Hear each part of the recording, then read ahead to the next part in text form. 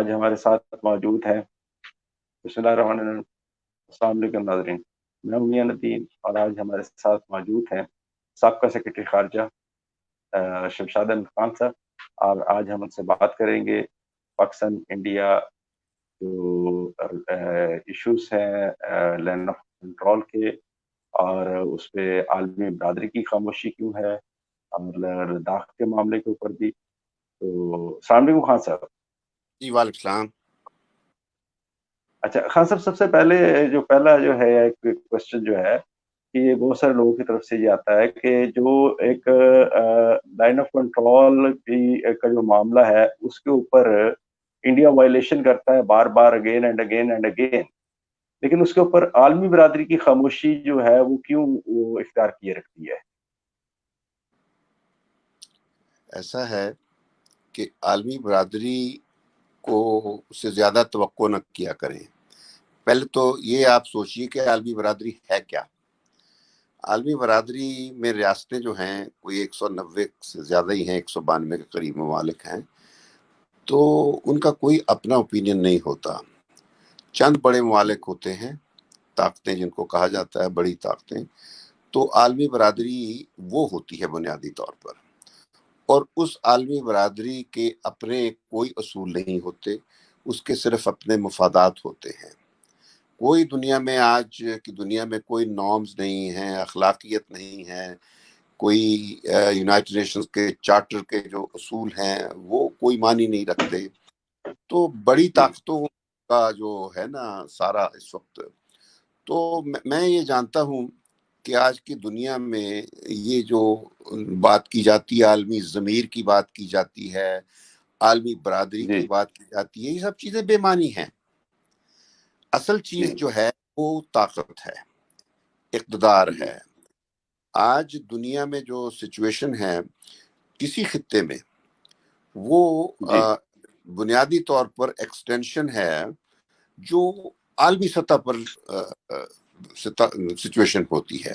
اور وہ سچویشن جو ہے وہ it is marked by what we call by the challenges of brute diplomacy, یا diplomacy mixed with brute force کہہ لیجئے. اٹ از مارکڈ بائی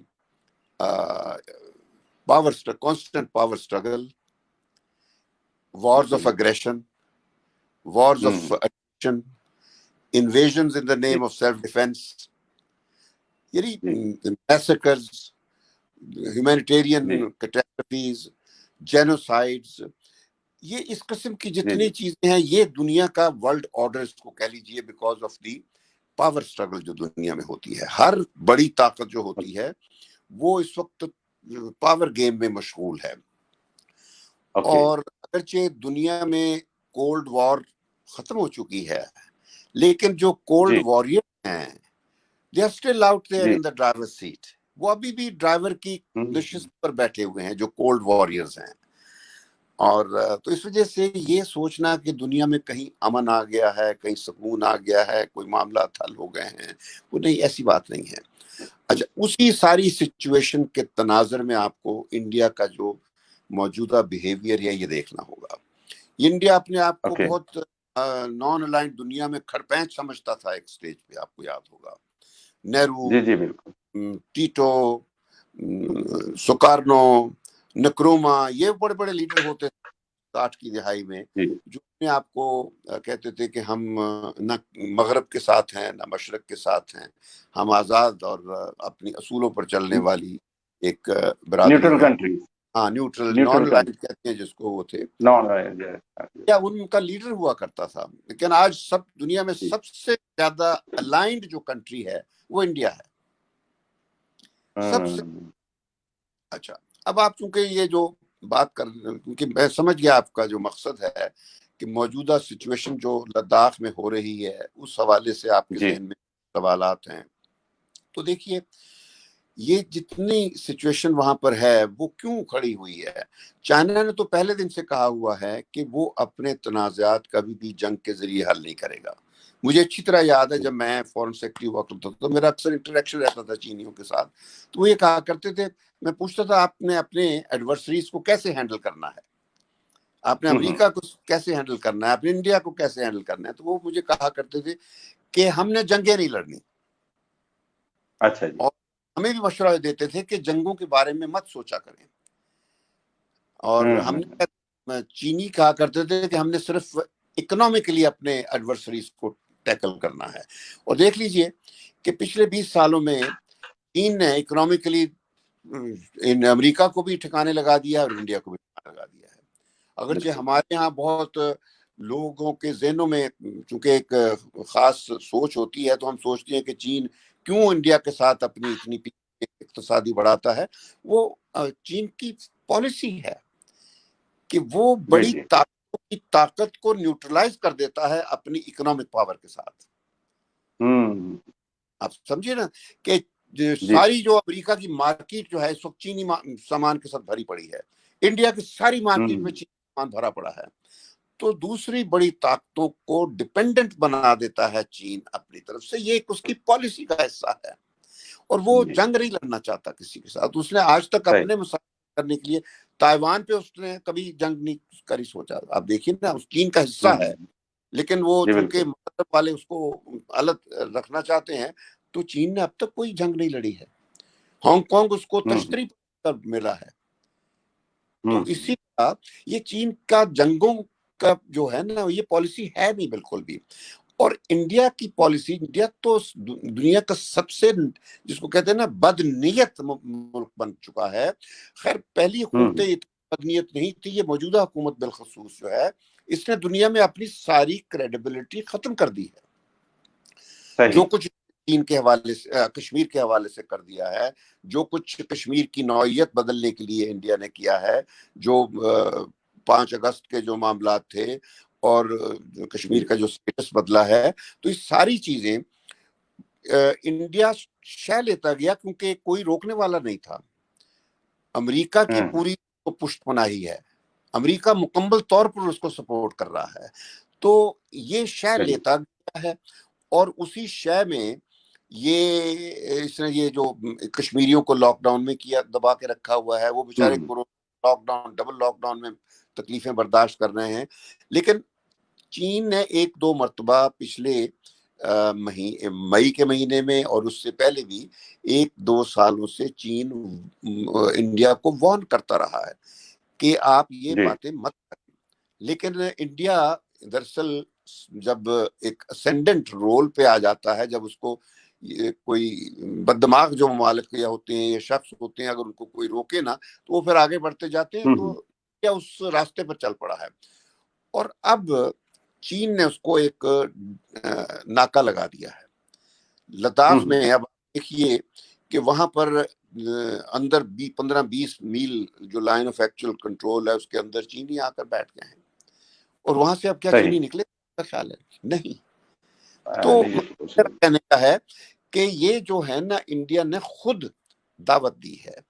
اور یہ 1962 میں بھی یہی حال ہوا تھا. اس وقت بھی دنیا نے پڑھ کے، بلکہ پریزیڈنٹ ایوب تھے اس وقت، تو امریکہ اور برطانیہ نے مل کر ایوب سے بار بار درخواست کی تھی کہ تم مت فائدہ اٹھانا اس سے. اور پھر انڈیا کو مجبور کر کے انہوں نے چائنا کی جو جنگ چل رہی تھی اس وقت، انڈیا کی جنگ چل رہی تھی، اس کو رکوا دیا تھا. لیکن مسئلے تو حل نہیں ہوئے تھے، اور انڈیا پھر بھی اسے نہیں سمجھا. اب جو کچھ ہو رہا ہے اب یہ ہے کہ جہاں پر انڈیا نے اپنی ایک انفراسٹرکچر ڈیولپ کرنے شروع کیے، یعنی چائنا نے وارننگ دے دی تھی کہ یہ غلط کر رہے ہو تم. جو وہاں کا ایک ہائی الٹیٹیوڈ ایئرپورٹ ہے دولت بیگ جو لداخ میں، اس تک پہنچا ایکسیس کے لیے انڈیا نے پورا انفراسٹرکچر کھڑا کر دیا، سڑکیں بنا دی ہیں، یعنی سارے راستے بنا لیے ہیں. تو وہ کام کر رہا ہے جو چین اجازت نہیں دیتا نارمل حالات میں. تو چائنا کی برداشت کا جو پیمانہ تھا وہ انڈیا نے پورا ٹیسٹ کر لیا، اور اب چین ایکشن دکھا دیا ہے. اور اب صرف یہ ہے کہ انڈیا دیکھتے ہیں اپنی پالیسیوں کو ریورس کرتا ہے کیا کرتا ہے، یہ دیکھنے والی بات ہوگی. لیکن چائنا جو ہے اس کو اس کے مفادات، اپنے مفادات بہت جس کو کہتے ہیں ڈیپلی انوالوڈ ہیں اس وقت ساری سچویشن میں. جو سی پیک کو انڈیا اب تک تھریٹن کر رہا تھا تو وہ جی اب چائنا نے باقاعدہ ایک کلیئر سگنل دے دیا انڈیا کو کہ یہ حد ہے، ریڈ لائن ہے، اس کے آگے نہیں جانا. جی. اور بلکہ میں تو یہ کہہ رہا ہوں کہ یہ موجودہ سچویشن میں ایسا لگ رہا ہے کہ جو انڈین آکوپائڈ کشمیر ہے، اب جو ہمارا سی پیک ہے یہ اب اس علاقوں سے گزرے گا، یہ میں آپ کو بتا دوں. صحیح. تو یہ جو موقع ہے اس وقت، حالانکہ پاکستان اس میں انوالو نہیں، ظاہر ہے کہ پاکستان اس پوزیشن میں نہیں ہے. پاکستان تو اپنی لائن آف کنٹرول کا دفاع کر رہا ہے، اپنی سرحدوں کا دفاع کر رہا ہے، اپنے علاقوں کا دفاع کر رہے ہیں، آزاد کشمیر کو پروٹیکٹ کر رہے ہیں اور اپنے عوام کو پروٹیکٹ کر رہے ہیں. تو ہماری تو آلریڈی بہت پری آکوپیشنز ہیں، لیکن چائنا نے بہت برداشت کیا اور کسی چیز کی حد ہوتی ہے. اور اب دیکھتے ہیں کہ انڈیا کیسے کس طریقے سے اس سچویشن سے نکلتا ہے. یہ ایک بہت بڑا چیلنج ہے، اور اگر وہاں عقل آ جائے تو بہتر یہی ہے کہ مجھے یاد ہے کہ میں اپنے زمانے میں جب اپنے counter parts, Indian counter parts سے بات کیا کرتا تھا، میں ان کو ایک چیز کہا کرتا تھا کہ دیکھو اب تم بھی نیوکلیر طاقت بن گئے اور ہم بھی نیوکلیر طاقت ہے. تو اس وقت جو سب سے اچھی چیز ہے وہ یہی ہے کہ اپنے مسئلے ہم حل کریں. اور میں نے انفیکٹ دیکھا جائے تو میں نے تو 97 میں انڈیا اور پاکستان کا وہ پیس پروسیس نیگوشیٹ کیا تھا جو پچھلے 50 سالوں میں نہیں ہو سکا تھا. یعنی بہت بھٹو سورن سنگھ ٹاکس ہوئی، یہ ایوب خان نہرو ٹاکس ہوئی، لیکن جو 97 میں نے ایک پیس پروسیس انڈیا کے ساتھ بروکر کیا تھا، نیگوشیٹ کیا تھا، باقاعدہ معاہدہ سائن کیا تھا، 8 نکاتی ایجنڈا تھا، میکنزم تھا، تو وہ ایک بہت بڑی اپرچونٹی تھی to build peace in this region. کیونکہ اس ریجن میں جہاں 2 ہم نیوکلیر طاقتیں سمیت چائنا کے 3 نیوکلیر طاقتیں، تو ہم تینوں اگر ثالثی سے، پیار سے، محبت سے اپنے سارے مسائل حل کر کے اور اکٹھے ہو کر دنیا میں اگر ہم کام کریں تو ہم ایک بہت فارمیڈیبل پاور بن سکتے تھے دنیا کی. یعنی جس طرح دنیا کا بیلنس آج کل اور طاقتیں اس بیلنس کو کنٹرول کرتی ہیں، یہ ہم 3 طاقتیں مل کر سب دنیا کو کنٹرول کر سکتے تھے، لیکن یہ نہیں سمجھتے. یہ جو مودی ہے یہ اس کا دماغ ٹھیک ٹھکانے نہیں ہے. سچی بات پوچھیے، اس شخص کو تو یہ نہیں پتا کہ اقتدار میں آتے ہی 2014 میں یہ بنگلہ دیش جا کر ان کو کہتا ہے، ہی بڑے فخر سے گلوٹ کیا اس نے کہ دیکھو تمہیں ہم نے آزاد کروایا تھا، ابھی ہم اور کچھ کر رہے ہیں پاکستان کے ساتھ. یعنی اس کی نیت جو ہے وہ پہلے دن سے خراب تھی پاکستان کے حوالے سے. اور اس طرح کہ اب عمران خان نے اس کو ٹھوئنگا دکھا دیا ہوا ہے، ورنہ ہماری طرف سے کمزوریاں دکھائی جاتی تھی جس کی وجہ سے اس کو شے ہوتی جا رہی تھی. اور وہ آپ نے دیکھا ہوگا پہلے جس طریقے سے وہ دندناتا پاکستان آیا تھا، اور جس طریقے سے پاکستان کے بارے میں آگے یعنی پورا شو کر رہے تھے کہ اب تو یہ جو ہے نا بڑے پھل جو انویسٹ کیے تھے انڈیا نے، اس نے مودی نے، اس کے پیش پریڈیسیسر نے، وہ پھل پک گئے ہیں تو اب توڑنے کا وقت آ گیا. یہ سوچا کرتے تھے. یہ تو یہ ہے کہ اس وقت سر ہم یونائٹڈ نیشن کی قراردادوں کا کب تک انتظار کریں کہ ان کے اوپر عمل درآمد کا کب تک انتظار کریں؟ ان کا مستقبل کیا ہے؟ دیکھیں بات سنیں، ایسا ہے کہ دنیا میں ڈائنامکس بہت تیزی سے بدلتے رہتے ہیں، اور قراردادیں صرف کشمیر کی نہیں ہیں جو پینڈنگ ہیں، فلسطین پر بھی ہیں. یہ 2 مسئلے ہیں، بڑے مسئلے ہیں. دونوں پر باقاعدہ سلامتی کونسل کی قراردادیں ہیں، پینڈنگ ہیں، اور ان پر عمل نہیں ہو رہا کیونکہ وہ بڑی طاقتوں کا مسئلہ ہے. جو یہ مغربی طاقتیں ہیں ان کے اپنے مفادات ہیں، وہ ان ایشوز کو توجہ نہیں دیتے، ان کو اتنی اہمیت نہیں دیتے.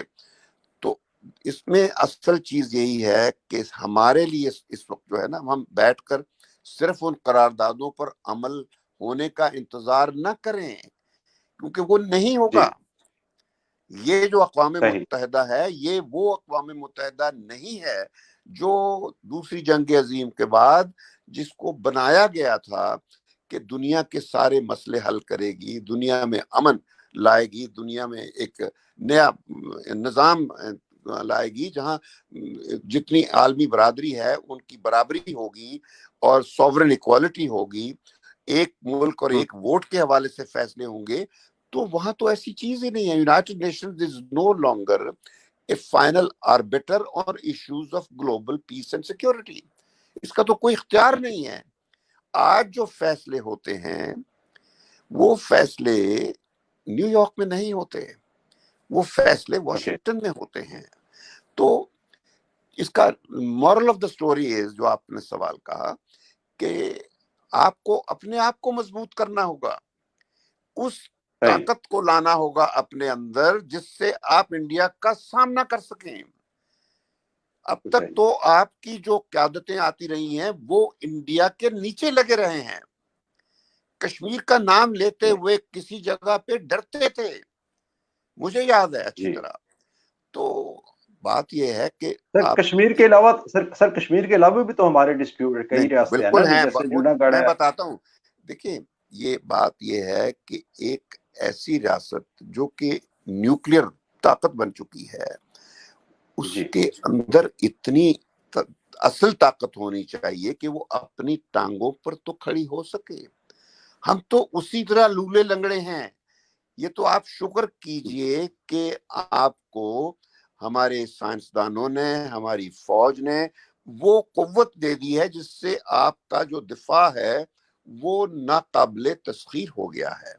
لیکن اصل طاقت یہ ہے کہ جو اقتصادی طاقت ہوتی ہے، جس سے آپ اپنے پاؤں پر کھڑے ہوتے ہیں، جس سے آپ کو صحت ملتی ہے، جس سے آپ آزاد فیصلے کرتے ہیں، جس سے آپ دوسروں کی آنکھوں میں آنکھیں ڈال کر بات کر سکتے ہیں، عزت ڈگنیٹی والی طاقت، وہ طاقت آپ کے پاس نہیں ہے. آج بھی آپ کا پرائم منسٹر جو ہے وہ کبھی آئی ایم ایف کی طرف دیکھتا ہے، کبھی سعودیوں کی طرف دیکھتا ہے، کبھی یو اے کی طرف دیکھتا ہے، پیسے مانگتے ہیں. یہ ایک نیوکلیر طاقت کو یہ شیوا نہیں ہے.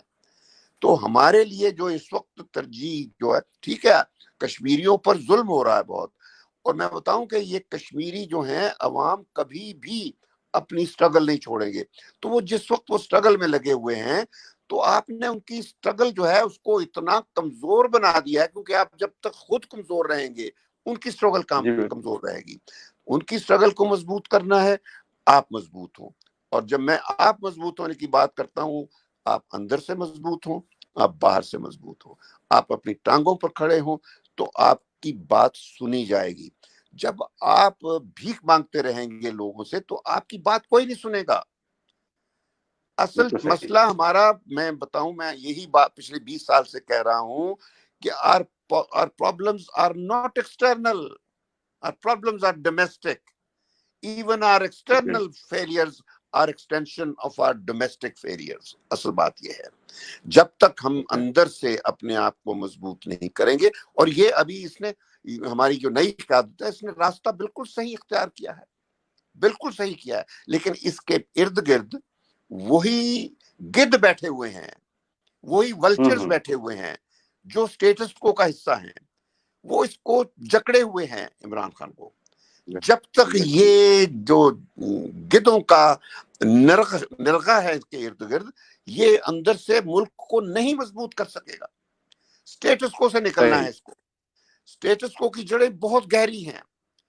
اور میں کہتا ہوں جس دن پاکستان اس سٹیٹس کو سے نجات حاصل کر گیا اور اپنے نظام میں وہ تبدیلیاں لے آیا جس سے یہ اپنے وسائل کے استعمال کے ذریعے اپنی طاقت حاصل کرے گا بجائے دوسروں کی. سر ماشاء اللہ سینئر موسٹ بیوروکریٹ رہے ہیں. کیا آپ سمجھتے ہیں کہ پاکستان میں اسٹیٹس کو کی جو ہے جڑیں جو ہے ان کو جو ہے وہ اکھاڑ پھینکنا ممکن ہے؟ دیکھیں کیوں نہیں. سوال یہ ہے کہ یہ جو اس میں عوام کو ساتھ دینا ہوگا، مگر عوام بدقسمتی یہ ہے کہ ان 70 سالوں میں ان کو کچھ عادتیں ایسی ہو گئی ہیں جو چھوٹے، کہتی ہیں نا لگی ہوئی منہ کو چھوٹتی نہیں ہے. تو وہ اس وقت ہمارا جس طرح میڈیا رول پلے کر رہا ہے عوام کی، آپ دیکھ لیجئے باتیں جس طریقے سے سوشل میڈیا پہ جس طریقے سے آپ کو اس طرح کی چیزیں نظر آتی ہیں، بے ایمانی، جھوٹ، مکر، فریب. تو بدقسمتی یہ ہے کہ ہمارا سسٹم بہت ناکارہ ہو چکا ہے. آج میں بتاؤں ندیم صاحب کہ آج آپ کی آپ قانون جو ہے وہ قانون نہیں ہے. یہ اب آپ بات سمجھ جائیے میری. آج آپ کا جو قانون ہے وہ قانون نہیں ہے. آپ کی پارلیمنٹ جو ہے وہ پارلیمنٹ نہیں ہے. آپ کی جو عدلیہ ہے وہ عدلیہ نہیں جو انصاف دیتی ہے دنیا میں جس طرح دیا جاتا ہے. آپ کی جو یہ جو وزارتیں ہیں، وزیر ہیں، کابینہ ہیں، یہ وہ کام نہیں کرتے جو دنیا میں منسٹرز کرتے ہیں. آپ کی پولیس وہ ہے ہی نہیں پولیس جو دنیا میں پولیس کا کام کرتی ہے. آپ کے جو بیوروکریٹس ہیں وہ بیوروکریٹس نہیں رہے جو پہلے ہوا کرتے تھے، جو ہم نے انگریزوں کے زمانے سے ہمیں سسٹم میں جو بیوروکریٹس ملے تھے وہ آئیکونک فگرز ہوا کرتے تھے، انٹیگریٹی والے لوگ ہوتے تھے. آج کل تو بیوروکریسی میں بھی 90% لوگ بے ایمان ترین بھرے پڑے ہیں. رشوت کے بغیر کوئی کام نہیں ہوتا ہے. آج کل اسکول، کالجز، یونیورسٹیاں وہ تعلیمی ادارے نہیں ہیں. ہسپتال آپ کے ہسپتال نہیں رہے. تو آپ کس طرح ایک بندہ تو نہیں یہ سب چیزیں کنٹرول کر سکتا کہ آپ عمران خان سے توقع کریں کہ جی سب کچھ بدل دے گا. اس کے بعد کوئی بجلی کا بٹن تو نہیں ہے. ٹھیک ہے نا. اس نے تو ایک سسٹمک راستہ بتا دینا ہے. اس نے کہا کہ جی میں rule of law based governance چاہتا ہوں. اب وہ رول آف لا بیس کا راستہ جو اٹ ریکوائرز ذہنیت کی تبدیلی ریکوائر کرتا ہے، چاہتا ہے. اور وہ ہر بندے کو، آپ کو، مجھے اپنی ذہنیت بدلنا پڑے گی کہ میں اگر گھر سے باہر نکلتا ہوں تو میں سڑک پہ چلتے ہوئے بھی قانون فالو کروں گا. مجھے یاد ہے ایوب خان کے زمانے میں گورنمنٹ کالج پڑھا کرتا تھا تو میں سائیکل پہ جاتا تھا اور شام کو ہم لوگ کالج سے فارغ ہو کے جاتے تھے لائبریریوں میں، وہاں پڑھتے تھے. اس کے بعد 5-6 بجے ہم جا کے شیزان میں بیٹھ جاتے تھے دوست، اور رات کو 9 بجے گھر جاتے تھے. اور اس زمانے میں قانون ہوتا تھا کہ سائیکل کی لائٹ ہوتی تھی رات کو، قانون کی ریکوائرمنٹ تھی. ایک دن میں نکلا شیزان سے تو میں نے دیکھا میرا ڈائنامو خراب تھا، وہ کام نہیں کر رہا تھا سائیکل کا. تو میں نے تانگا کرائے پہ لیا، سائیکل اس میں رکھا بغیر، یعنی میں نے قانون شکنی نہیں کی، تو اس ٹانگے پر سائیکل رکھ کر میں گھر واپس گیا تھا. تو یہ ہوتا ہے قانون جہاں. آج تو قانون نافذ کرنے والے قانون کے ڈاکو بنے ہوئے ہیں. مجھے بتا دیجئے کتنے ہر روز آپ کو کہانیاں ملتی ہیں کہ پولیس والے ڈاکو بنے ہوئے ہیں، انہوں نے ڈاکہ ڈالا، یہ کیا، جو جرم وہ کرتے ہیں. تو مثلا یہ ایک بندہ عمران خان، اس پہ آپ توقع نہ کریں کہ وہ یہ مائنڈ سیٹ سب لوگوں کا بدل دے گا. کوئی اس کے پاس بجلی کا بٹن یا جادو کی چھڑی نہیں ہے. یہ تبدیلی جو اصل جس کو آپ روز توقع کرتے ہیں، جس کے بارے میں ہر روز یہ میں سیاست دانوں سے سنتا ہوں کہ وہ تبدیلی کدھر ہے، وہ تبدیلی آپ نے اور میں نے لے کے آنی ہے. عمران خان نے نہیں لے کے آنی. اس نے تو راستہ بتا دیا ہے کہ اب سٹیٹس کو نہیں، ہم نے قانون کا راستہ لینا ہے. تو اب let us follow the path of rule of لا.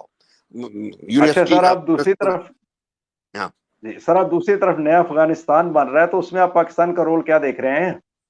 نہیں دیکھیے، افغانستان ایک ایسا چیپٹر ہے جو ہم نے بڑی خلوص نیت کے ساتھ اپنے مفادات کا تحفظ کیا، اور افغانوں کے لیے بھی ہم نے اتنی قربانیاں دی کہ مغرب تک اس بات کا معترف ہے. آپ نے ہلری کلنٹن کا وہ انٹرویو سنا ہوگا جس میں اس نے کہا تھا کہ پاکستانیوں نے بہت قربانیاں دی ہیں. لیکن خیر وہ قربانیاں دی ہیں، مگر مقصد یہ تھا کہ روسیوں کی سوویٹ کی موجودگی جو افغانستان میں آئی ہوئی تھی، تو اس سے ظاہر ہے ہمیں بھی خدشہ تھا کہ ہماری آزادی پر کوئی حرف آنے والا ہے. تو اس وجہ سے پریزیڈنٹ ضیاء کے زمانے میں ہم نے وہ جنگ لڑی. لیکن وہ جنگ بنیادی طور پر تھی مغرب کی جنگ تھی، کیونکہ انہوں نے ہمارے مدرسوں کو پہلے بدلا، ٹرانسفارم کیا، مدرسوں کو انکوبیٹرز آف جہادی کلچر میں بدلا. تو انہوں نے ان مدرسوں کو استعمال کر کے اپنا جو ابدی دشمن تھا اس کو مار گرایا، اور سوویت یونین کی جو امپائر تھی اٹ گاٹ ڈسمینٹلڈ. برلن کی دیوار گر گئی، اور افغانستان میں جو ہی سوویت ودرال ہوئی تو سارے جسٹ واکڈ اوے. اور پھر افغانستان، اگر اس وقت افغانستان میں، اس وقت انفیکٹ ضیاء الحق کا اس بات پر اختلاف تھا جنیجو سے کہ اب یہ سوویٹس ودرا کر رہے ہیں تو اتنی جلدی نہ کرو کہ ہم یہ ایگریمنٹ، جب تک وہاں پر امن نہ آ جائے پوری طرح. لیکن وہ سیاست دانوں کا دراصل ویژن نہیں ہوتا، کوئی اسٹریٹجک ویژن. تو جنیجو نے بہت بڑی غلطی کی، نتیجہ وہی ہوا جس کا ضیاء الحق کو ڈر تھا. افغانستان میں ایک ایسا ماحول بن گیا جہاں خلا پیدا ہو گیا. وہاں کوئی بھی اقتدار کی یا کوئی حکومت کا کوئی سسٹم نہیں رہا تھا، اور نتیجہ ہوا وہ تباہی کی طرف بڑھتا گیا. جہاں خلا پیدا ہو جائے تو وہ جتنی یہ طاقتیں خراب طاقتیں ہوتی ہیں، اور وہ آ گئی، وہاں القاعدہ آ گیا، ٹیررسٹ آ گئے، تو انہوں نے جب وہ کیا تو نتیجہ پھر 9/11 کی شکل میں نکل گیا.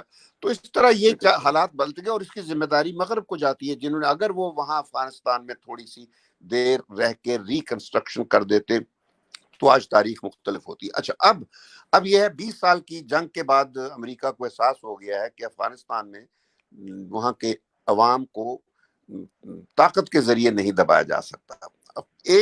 جب تک ایک باہر کا سولجر وہاں پر باقی ہے وہاں امن نہیں آئے گا. تو بہرحال وہ راستہ آئیڈینٹیفائی ہو گیا، ایگریمنٹ سائن ہو گیا، لیکن ابھی افغانوں میں بھی وہ لوگ ہیں، جس طرح ہمارے معاشرے میں بھی ہوتے ہیں، جو دوسروں کے کہنے پر کام کرتے ہیں. وہاں پہ انڈیا کا عمل دخل امریکہ کی وجہ سے بہت زیادہ ہے.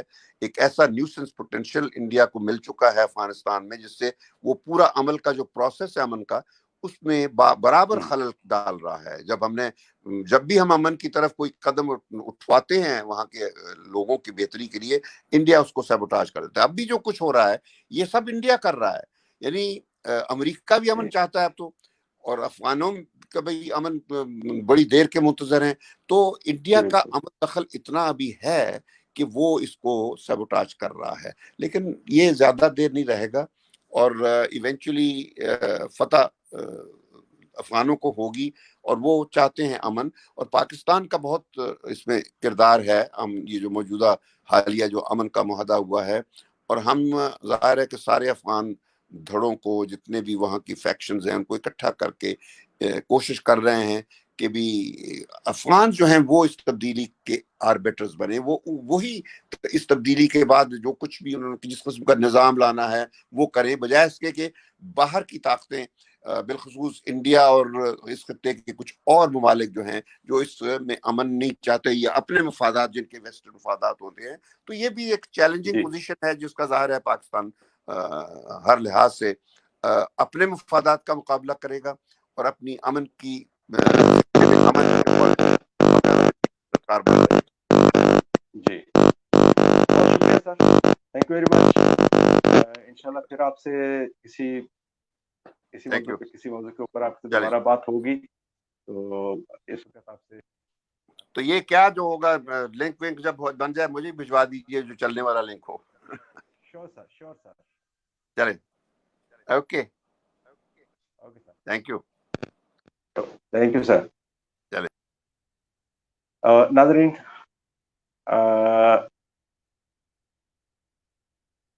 یہ تھے ہمارے ساتھ پاکستان کے سابق سیکرٹری خارجہ شمشاد احمد خان صاحب، اور آپ نے ان کی باتیں سنی، اور حاصل گفتگو جو ہے وہ رہی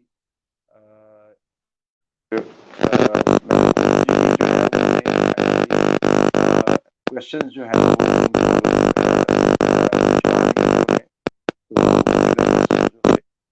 تو اس کے مطابق ہی انہوں نے وہ ایک جو پایا تھا اس کے مطابق ہم کر رہے تھے وہ سارا اس کو. تو اب ہم نے اس کو جو ہے افغانستان کے اوپر بھی، لائن آف کنٹرول کے اوپر بھی، انڈیا کے اوپر بھی ہماری سیر حاصل گفتگو رہی ہے. اور اس کے اوپر ایک جو چیز ہے انڈیا کے بارے میں جو کچھ انہوں نے کہا ہے، بالکل ٹھیک کہا کہ نریندر مودی، اور دوسرے نمبر کے اوپر جو نریندر مودی کی اصل میں جو ان کی پیرنٹ جماعت ہے RSS، تو ہمارے دفتر خارجہ کو بھی اور پاکستان گورنمنٹ کو بھی جو ہے وہ اس کو اٹھانا چاہیے. عالمی اداروں میں بھی، اقوام متحدہ میں بھی اس کو لے کے جانا چاہیے کہ RSS کو جو ہے وہ عالمی دہشت گرد تنظیم کیوں قرار نہیں دیا جاتا، جو کہ اس کی BJP کی مدر پارٹی ہے. کہ یہ وہی RSS ہے جس نے مہاتما گاندھی کو قتل کیا، اور جس کے ان کے قاتل کا یہ دن مناتے ہیں، اور ایک طرف یہ ماتھا ٹیکتے ہیں جا کے گاندھی جی کی مورتی کے سامنے. تو اس RSS کو جو ہے وہ انٹرنیشنل دہشت گرد تنظیم ڈکلیئر کروانے کے لیے ہمیں جو ہے وہ ایفرٹس کرنی چاہیے، اور ہمیں اس کے اوپر بالکل انٹرنیشنل اداروں میں جو ہے وہ جانا چاہیے. اس کے ساتھ ہی آپ سے اجازت چاہوں گا. ربنا آتنا فی الدنیا حسنہ وفی الآخرۃ حسنہ وقنا عذاب النار. السلام علیکم.